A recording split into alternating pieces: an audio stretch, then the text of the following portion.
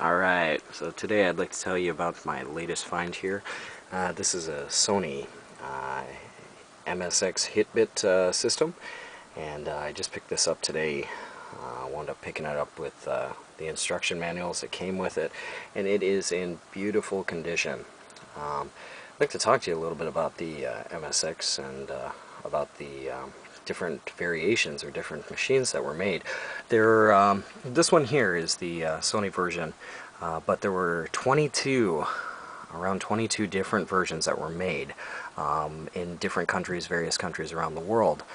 For example, some of them being Sanyo or Hitachi, Panasonic, Sharp's made one. They've really had many different companies go into this and make their own version. As far as the design of this one here, on the side here you have your A and B controller ports. You have your cartridge slot, and in the back here you have a AC outlet. You also have a printer port. You have I/O bus. This here is for the channel 1 or 2, whichever setting you want to put it on. It only has one audio channel, so it's just mono and one video. Unfortunately, no stereo. And then over here you have a tape port. It's kind of interesting.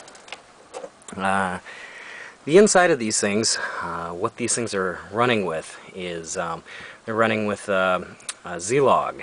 It's a Z80A processor, and it's running at about 3.58 megahertz. The BIOS in it is 16 kilobit BIOS and has MS Basic as the software for it. The RAM is about 8 kilobits as minimum for most of these machines, but there are other higher versions of that as well, and very kind of variations from anywhere from 32 kilobits all the way up to 128. For the video processor is made by TI, Texas Instruments, and the video that this thing can put out is about resolution-wise is 256 by 192, and has 32 sprites on the screen, which is pretty amazing considering looking at most of the video game machines now. This model first was released in 1983, and later it was discontinued with the last model, the MSX Turbo R, in 1995.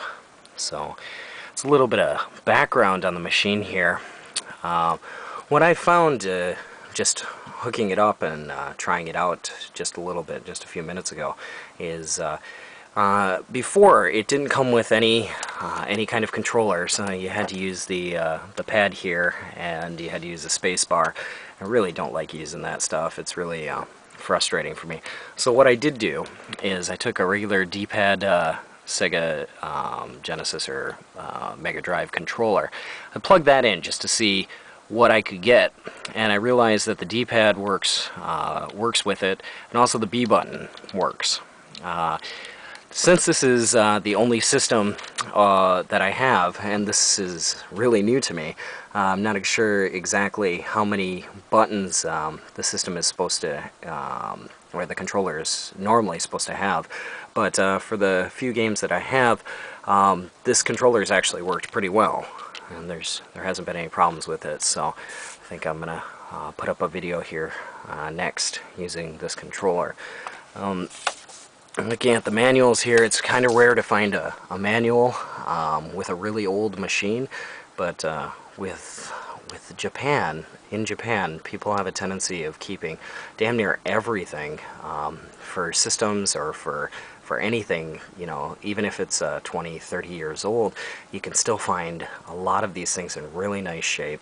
You can usually find them with instruction manuals or even boxes, and that's the only way that they really try to sell them.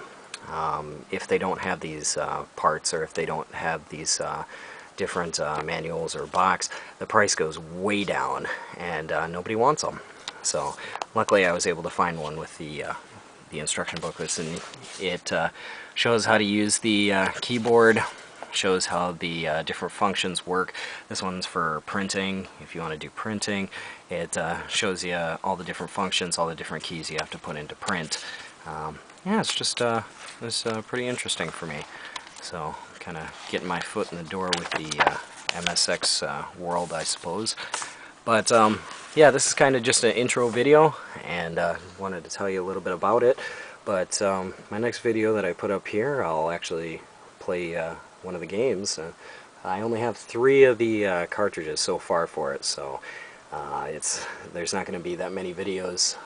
3 is going to be the max for now. If I get some later, I'll put some more up. But I'll let you see this thing in action. So I'll get on that right now. So like always, thanks for watching. I'll put up another video here soon.